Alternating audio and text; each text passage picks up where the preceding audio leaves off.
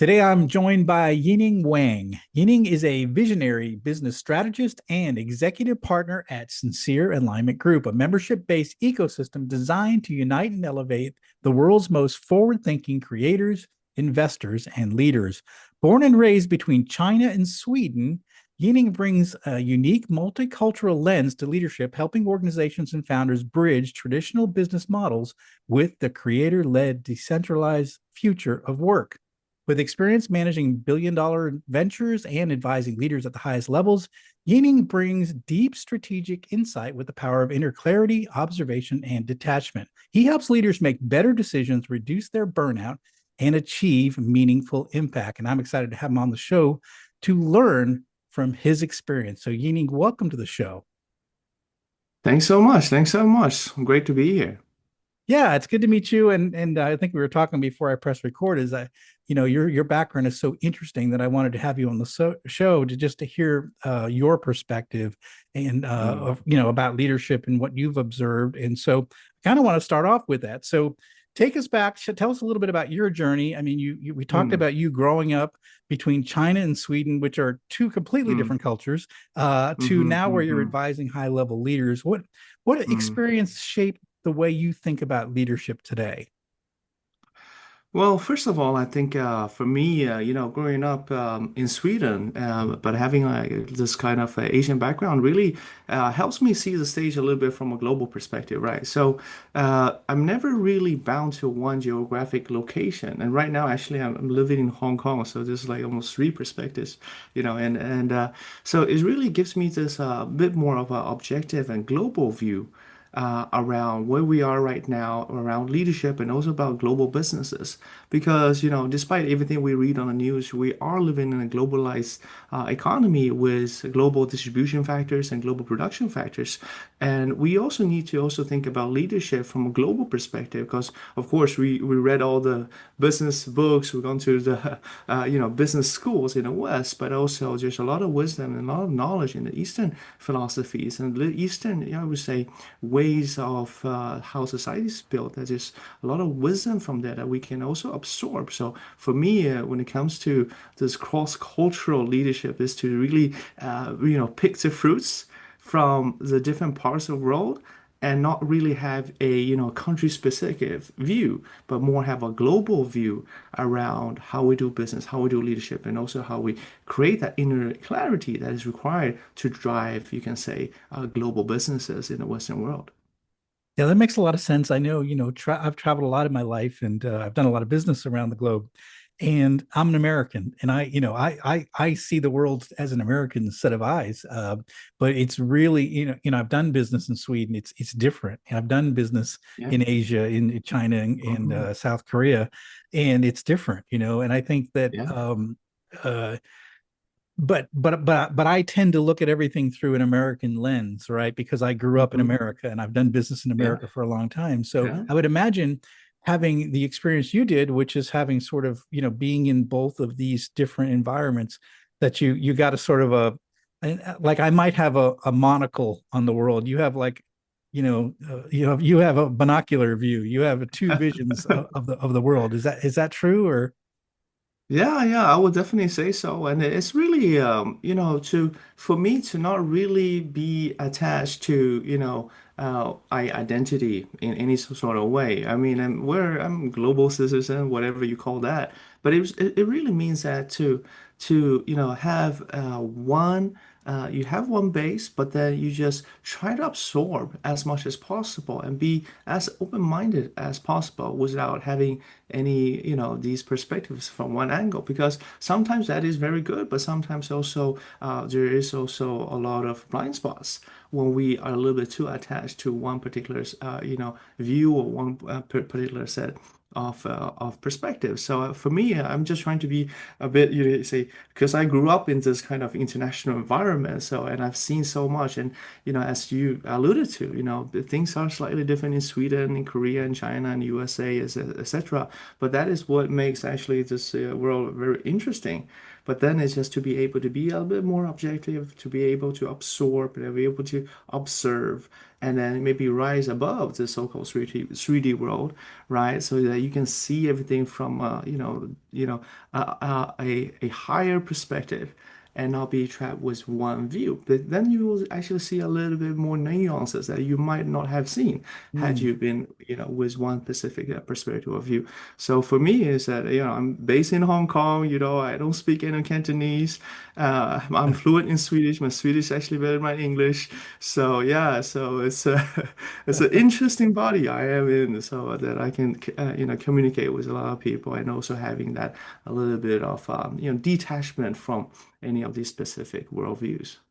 I love that. I love that. One of the things you talk about, and I imagine it comes from maybe more Eastern than Western, but you talk about the idea of inner clarity and Mm, stillness as a business advantage. So, can you mm, tell us a little bit about that? About how we can how that is an important concept that we probably mm, don't take advantage of. And I would say specifically as Americans, we're always moving very fast. We're always trying to get to the next objective. So stillness mm. is and clarity seems to be thrown out the window in the way we do business, I think. Yeah, I think and that's also for myself, right? I also been in these big organizations. You alluded to ABB. Well, I've been in many of these big international MNCs as well. And I think the way that we are in society right now is that we pursue our careers, we pursue a lot of things in the external world. And in my concept, I will call that, if you look at leadership or business or your personal life a bit from almost like a tree. You have the branches, you have the roots, you have the leaves. That's your external world, which is mainly focused within your career, your relationship, and your health. But if you look at a tree, there is also roots, right? And those roots, that is the inner stillness, the inner clarity. That will break it down into three other parts: your shadows, your core value, and your embodiment of that mixture, right? And sometimes it's important to water your roots. Because if you don't have very strong roots and you don't water it and you don't nourish your roots, your inner core, your inner clarity, then your branches, your tree, and your leaves will not be very strong when you have face challenges. So that is what inner clarity is about, is to understand the external world and internal world and ensure you have alignment of your external world and your inner world. So you water your roots. I love that. I have a good friend of mine who says that, as a leader, you're on stage. And he always says you can't perform your best on stage if everything behind the stage is a mess. And it's a similar analogy. Whereas if you don't water your roots, if you don't take care of your core, if you don't think through the things that are really important to you, Mm, then mm, how are you going to act when you're on stage and when you're having to make big decisions for your business, which affect, you know, mm. hundreds and potentially thousands of people's careers, right? So I Yeah. think that, and sometimes I think we forget about that. So we focus on the mission, the goal, and I think sometimes as leaders we don't take that time to think about what is really important to me. What are my guiding principles, right? And making Mm. sure that we make decisions that are principle based and not necessarily just based on the achieving the mission. Yeah, yeah. And I would also say, especially in days like this when changes go at a very high pace, that we're faced with multiple challenges all the time. And some things that we want to control in the external world versus something that we cannot control in external world. So we need to make sure that we continue to stay anchored, right?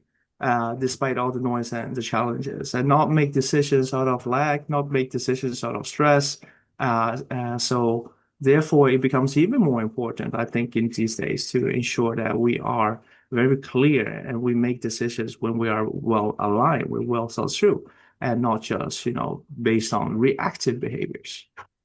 So give us some practical hints or some ideas on how to do this, because I think probably many of the leaders that are listening in right now think that they're just their emails are full, their to-do lists are full, they're running multiple different projects at one time, the pressures are very high. How do we take the time to do this? How do we take the time to water our roots, as you say? Well, for me, I think I have a set of routines, and also it's a accumulation of you can experience over time. But number one is to ensure that, for example, in the mornings, the first thing I do in the morning is always to exercise in the morning, and then after I exercise in the morning, and I actually do a meditation, right? So to really anchor that stillness. But then also, I really take time to be reflective before I act, which also means is that before before I start the day in my professional daily career, I always spend like good amount of time just to have a little bit of that reflective moments. And just anchor that in because I know our agendas are packed, our meetings are full, our daily lives, relationship, and family is very stressful. But you really need to ensure that little bit of time gap that you have to prioritize for yourself to ensure that you, number one, clean all the thoughts and all the noise through some kind of exercise or some kind of meditation practice or those kind of things, and then have a little bit of time of that, reflectiveness. All right, before you start and kick off the day, because that little bit of gap in time to help you really think about, okay, what is really important? Uh, how am I doing? Do a little bit of a check in with yourself. Are you aligned? Or is there something in your family life or your health that is just, causing you to be a bit misaligned?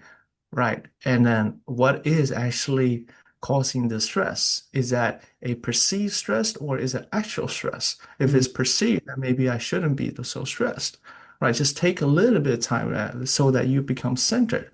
When you become centered, then you see and you'll be having a much more objective uh, perspective of handling some of these daily challenges. And when you have that inner clarity and you have that alignment, then you perform. You'll be able to perform with higher degree of certainty.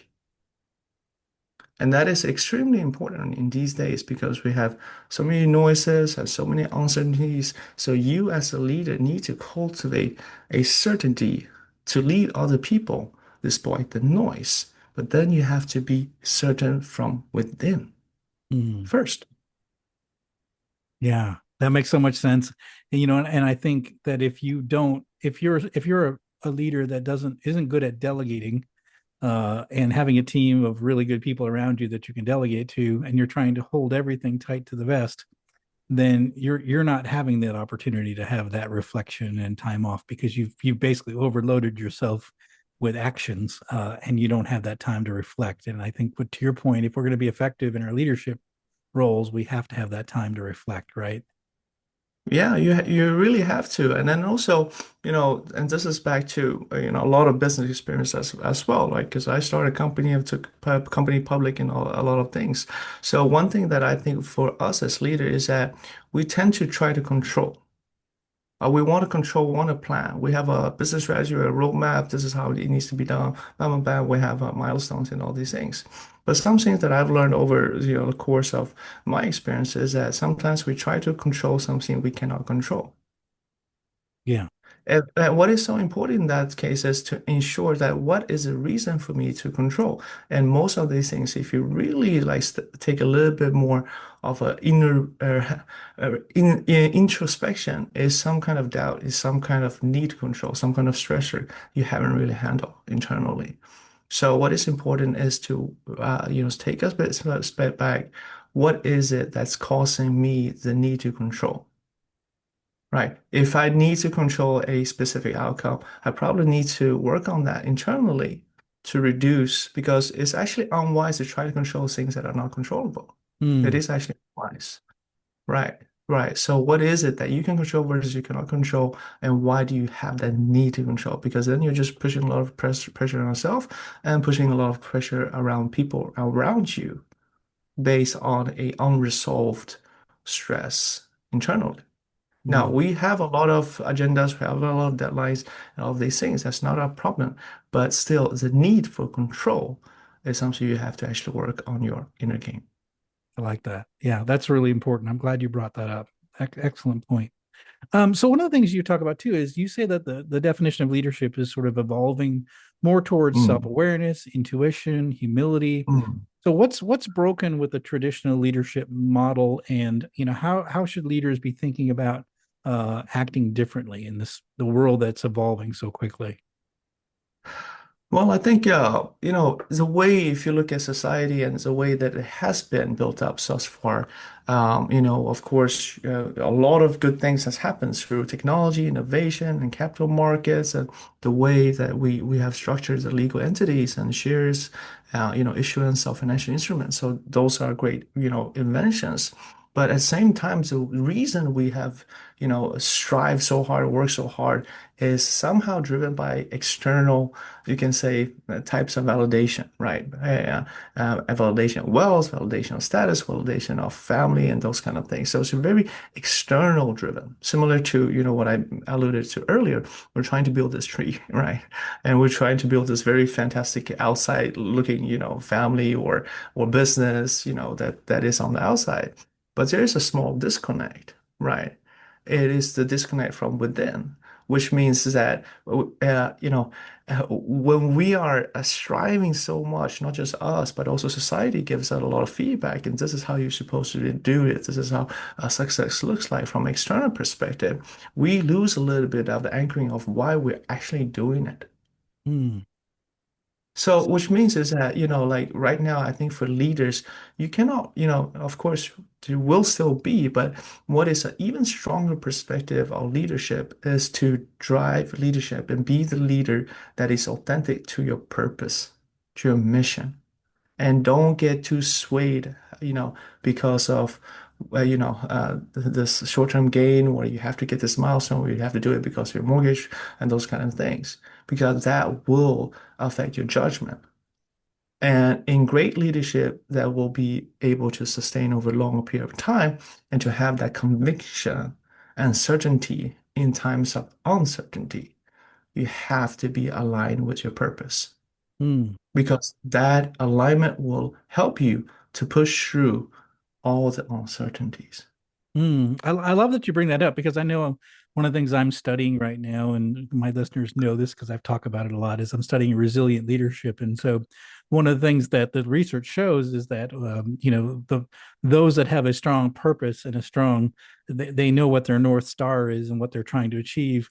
They're more likely to handle all of the things that come their way. For example, during the pandemic, the world just changed overnight, but those that were the more resilient leaders stayed true to their mission despite all of the challenges, and they figured out how to get around the obstacles to be able to still achieve the things that they wanted to because they were centered on some sort of the core values that were important to them. So Yes. I think the what you bring up is really helpful for just being able to handle the stressors of life, but also to handle the problems that come along with these Mhm. businesses as well, because it's every day it seems like there's something globally that's going to affect my local business, and we're Mm. so connected these days that like for example right now we have a war going on in Mm. Iran, Yeah. which nobody it wasn't on I didn't have a plan for that. I didn't think about that, No. and now No. and it's affecting global supply routes. It's affecting Mm. stock prices. So all these things are now impacting Mm. potentially my Mm. business as well. And Yeah. so, Yeah. and being centered helps you deal with all the problems that come your way, right? I imagine. Yeah. Yeah. And then I will say, like, there's two things. Number one is that resilience, right? Mm, And you hear it in many of these amazing entrepreneurial stories, but also Sam Altman, you also alluded to that, resilience is a number one underestimated factor for a lot of successful entrepreneurs.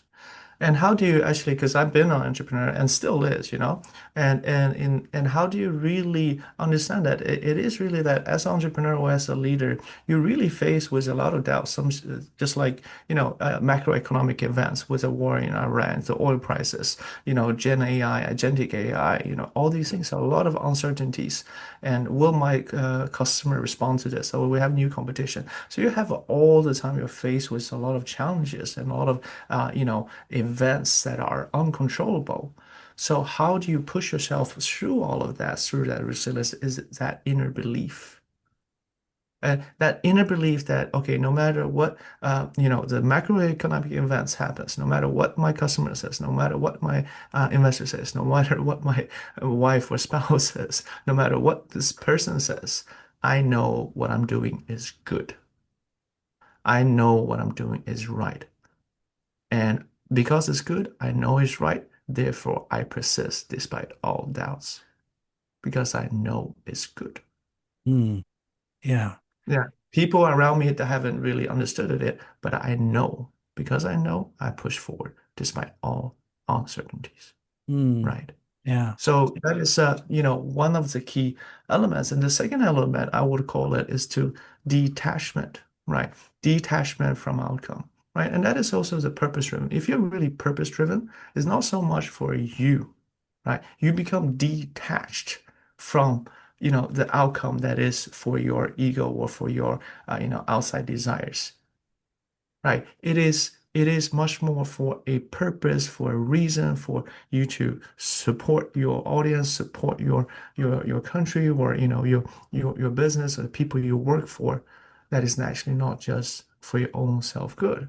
So Mm, that detachment from a specific outcome, will also help you to be much more objective in that situation because you're detached. If yeah. you are Yeah. attached to all these outcomes, so this is so important for me. I need to achieve this. This will bring me X amount of, carry, or this will bring me X amount of, status, or if I don't achieve this, I'm gonna lose my job. If you have that kind of mentality, then you are attached. When you're Yeah. attached, then it's very easy for you to be, stuck in the mud a little bit. Yeah. Yeah. Yeah. I definitely can So you see have that. to, Yeah. yeah, I think yeah. that So you need to, the detachment piece really speaks to me with, if you're working towards a purpose that's bigger than you or that is Mhm, right as you described it, mhm, mhm. um, then even if you fail, right, Mhm. you've done everything you can to Yeah. achieve that purpose. And so you can hold Yeah. your head high even if things don't work out, you know, Yeah. versus the fear of losing my job, the fear of having to bankrupt my company, the fear of all these fears. Mm, Instead of operating on that fear, you're operating on a mm. purpose, and you can Yeah. hold your head high even if it doesn't work out. Yeah. Is that Yeah. also something that fits that? Yeah. Of course, because because you're not attached to that particular outcome. Mm, Right. You're yeah, not that attached to that particular outcome. You're not that attached to that particular identity. Right. yeah, Which means, and of course, I mean, if you look into the world, right, I mean, doing a startup or being an entrepreneur is actually the most irrational thing you can do because 98% of all businesses does not survive in 2 years, just based on facts. It's irrational. But how is it that we still have all these amazing entrepreneurs, amazing new businesses coming up all the time? Is because there is a inner belief that's in the core.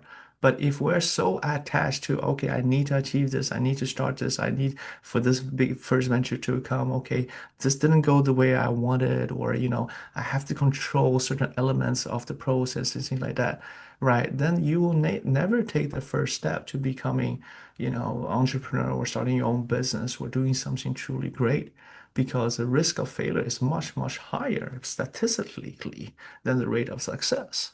yeah, Right. So, but if you're not that attached to that particular, so-called external validation, but more, intrinsically feel this is the right thing to do, then you will do it anyways. yeah, yeah, Right. Because then you will have something that I call a certainty below your own logic. And yeah, when you have certainty below your logic, you push forward no mm, matter what people say. And that is what creates that resilience. Right. yeah, And that is what we need, so there's a couple of elements around those key topics, but it is not we need to operate, we cannot operate from fear. Like if we operate from fear, then we have already lost the battle before we start. yeah, Right. I have a saying that,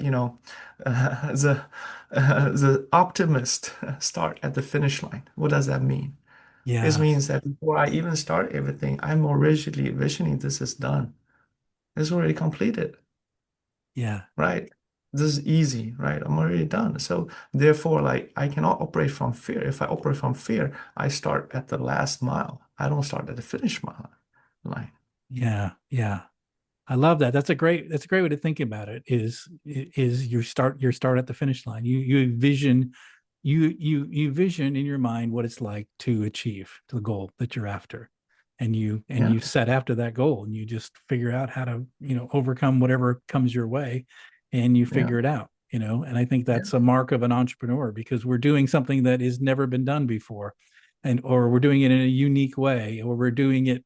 I mean, I worked for global companies for 22 years, and all that time I had procedures and processes, and I had money, and I had Hmm. experts I could rely on. When you start your own business, you have none of that. Hmm. You have no procedures, Yeah, no processes. You yeah, have no people to depend on. You have no money. yeah, You have some money, yeah, but not a lot. yeah. And Hmm. so you have to rely on your irrational confidence that you can make it happen. And Yeah, every day you say we're going to make it happen no matter what, and you just never give yeah. up, right? Yeah, yeah, and that is, I would say, the nuance of being entrepreneurs, and also it that's how it actually makes you a little bit into a torpedo of self-growth as well, Yeah, because you're put in these kind of situations in which you just have to figure it out. Right. And there's no better way to learn business than to be entrepreneur, to be honest. And it doesn't matter if your first business goes well or doesn't go well, or second business goes well. It is a book, right? It has many chapters. So don't think about whatever it is you're doing as the end of your story. It's just one of those chapters. yeah, I love that. I Then love that. you get some perspective into all of this stuff, right? And your first business, no matter how you deal your shareholder agreement, how much investors you take in, it is one company of many companies that can be created. See it as a subsidiary, not as, the end goal. See it as a vehicle. You raise a lot of capital, you deploy and you create this platform. You get a lot of hires. You build your own ecosystem. Don't see it as okay, this is the only thing. Mm, Like that's a little bit I would say because I'm a serial entrepreneur, so is an easy thing for us to think about. Is like okay, this is the end, the company. This is the only company I have to make it work. La la la la. right, If you right. if you you start building multiple business, you see this is only one stepping stone towards something else. So and then you become detached a bit. You can see it a bit more from a higher perspective. I love that. I love it. One thing I want to touch on, you talk about the shift that's happening from more traditional Mm, models to more decentralized mm, yeah. creator-led models. Can you talk a Mm, little bit about what that means and what's mm, causing this change and how we need to mm. think differently about leadership in this shift? Yeah, I mean, I think, of course, right now we are at the midst of some really big macroeconomic events or a lot of big technology events, right? That I think a lot of people talk about. But let's put this a little bit into perspective, right? So first of all, right, back in, some years ago, 2019, when I started my first business, the cost of starting that business, just to get a homepage done, get the branding done, cost us like maybe 20K USD, right? Just for, a web page. And it took us 2 weeks. Now, it will probably cost at the most, maybe 1,000 USD, dollars, and you can get it all done. So what is that? Well, you shrank the investment, almost by 20-fold, right? So the cost of capital today to start a new business has diminished significantly because of the technology changes. And what does it mean that we're going from a centralized economy to a decentralized economy? So back in the days, information capital and available ability resources is more scarce. Ability to information is more scarce. So you have to be in the right circles, you have to go to the best schools, you have to get good grades in order to be able to absorb that information, to have access to that capital. But now resources, capital, and information is much more decentralized. So more or less, most people can learn most of the things, to be honest, like from a practical point of view, on the internet for free. Right? It's not a lot of knowledge that is hidden, right? And the networks and how you build networks and how you reach out to people, everybody's on business communities, if it's on LinkedIn or if it's on social media, you can reach out to global networks from wherever you are in this world. And for you to start your own new business today with all the latest tools, you can use these tools at a fraction, of the cost that it was before. So what it means is that we are not as much reliant on this centralized system, and we are much more, we can this entire economy is becoming much more friendlier for all the creators out there. And when I say creator, it doesn't mean just a creator-led economy. Is all entrepreneurs who are creating something new, building a new venture. That's also a creation. So what is unfavorable is for, the traditional businesses, if you're too much into that, because the disruption and the agility and the cost of capital to start new businesses growing so fast that we are not as reliant now on the centralized economy. We have now the power to become much, much more empowered as individuals or as SMEs in building our business to be as resilient or even more agile, uh, to be able to create a lot of new businesses and address a lot of problems or do it differently with much less resources, which is actually, fantastic if you Yeah. have that lens, right? So I think in the future, I mean, I have a daughter. She's 4 years old, right? So, when she grows up and reaches adult age, we'll be talking 2040. Now we're 2026, and we've seen what has happened in recent years of the rate of change of, the technology, with everything AI. When she is becomes adult, 2040, the rate of change, imagine how that society will look like. Will she really need to go to the same university, having the same type of grades? Well, it's going to be a totally different landscape. So Yes. therefore, we probably need to adjust a little bit our mindset, right, in those things, and see this as an opportunity. I try to teach her how to make songs, music, web page, making her an entrepreneur from start, right? Right. Because it is probably, in the future, what is important is the curiosity, right? The curiosity and see what you can create that is innate from within. And that will probably, drive you and drive a totally different generation of new entrepreneurs going forward that will look significantly different compared to maybe our generation. I love that. I think it's a very great, it's a great time to be alive because, like you said, the barriers for entry are down and that everyone can be a creator and everyone can create something. I think the only challenge is there's going to be a lot of noise. So it needs to be something that's unique. And the way it's unique Mhm. is it's like you said, it comes from your core. It comes from, Mhm. your being Yeah. and your heart and soul is in it. Those are the ones that Yeah. are going to sort of break out from the noise, right?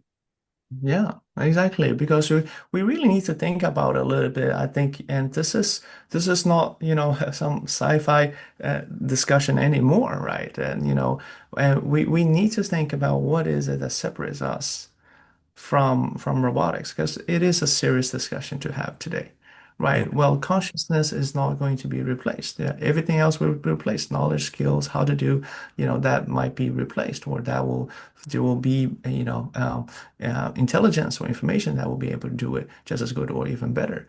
But consciousness cannot be replaced. And what is consciousness? Well, that is that inner understanding, the ability to synthesize, right? The ability to create. Where does creation come from? Where does imagination come from? Where does art come from? That comes from your inner consciousness. That will not be, replaced. At least I don't think so, right? At least not for now. Maybe in the future, but it is a serious discussion to have, right? So therefore, the more in tune you are with your inner core, the more creative you are from within, the more you can find and express beauty and to have ethics, right? Those are going to be core values that will be much more valuable than, okay, how to write a business plan, how to Yeah. do a financial model. Those kind of things will not be. So we are shifting a little bit. So that's more, the be able to be much more in tune with your inner state and to see this creative state from within will become a much, much more valuable asset going forward. I love it. I said so such an important point. and I'm glad you bring that up. It's very important as we move into this age of AI, for sure. Yeah. What final message would you like to leave with our listeners at this time? Well, I just, like I just feel that there is a lot of noise out there and there's a lot of chance we all face. But I really, wish that all the leaders out there can be more in tune with the inner core, to have more conscious leaders and raise your state as leaders to a higher frequency, right? To be much more in tune, to have that inner clarity, because that will resolve so many questions, like not only for yourself, but for your business, for society at all. So uh, do not, uh, act from control. Do not act from fear. Act from purpose. Act from love. Act from stillness. Be in touch with your inner core. Find that space. Find that time to make sure you're always aligned before you act. It will help you tremendously in making the right decision and make decisions with certainty in your daily lives, and you will see improvement. But also that is what we need, because we do not need quantity in this world. We need quality in this world. And quality means also quality leadership. And the best leadership is a leader and people and organizations who are true to themselves, who can see beyond the noise and move forward and build a great company or great society with that true inner passion. I love that. That is just powerful advice. Leaders, I've been leading for a long time, and what Yining is talking about is very true, is very important, and I just love the way he expressed it. I can't add any more to it other than take his advice. It's good advice. How can our listeners find out more about you and the work you do? Well, you can reach me at my homepage, which is Sincere Alignment Group, sincerealignment.com, and you can reach me at yining at sincerealignment.com. And, we have a lot going on, both within the ecosystem, with the network, and also a lot of projects we're running right now that I think will empower, a lot of leaders in how to navigate this new space of international boundaryless, even though we have a lot of noise, and also how to make that transition into building the next generation of companies with the latest technologies available. I love it. I love it. So, listeners, please go to the show notes. Take a look at the show notes. We've got all of Yining's resources there. Now, if you got a question that maybe you something Yining has said that sort of really resonated, or maybe made you think a little bit about your particular situation, we're going to have all his resources there, including his email. You can reach out to him, ask him a question. He is the expert. He's been thinking about these things. He's got a global perspective, which is very unique. And so if you've got a question, please reach out to him. That's why we have experts on the show, to introduce you with different ideas and different ways to think about leadership. And I know Yining has added a lot of value to me, and I'm sure to you as well. So Yining, thank you so much for coming on the show, and thank you for sharing all of your expertise. We really appreciate it. No, no worries. Great to be here and great to share some of these things, and hope it will be valuable, and wish everybody the best of luck and stay resilient in the world of changes ahead. Well, thank you so much. Well, that is it for today. Thank you for listening to Deep Leadership. If you like this podcast, please subscribe and share so we can continue to build a world with better bosses. Until next time, this is John Rennie saying take care and lead well.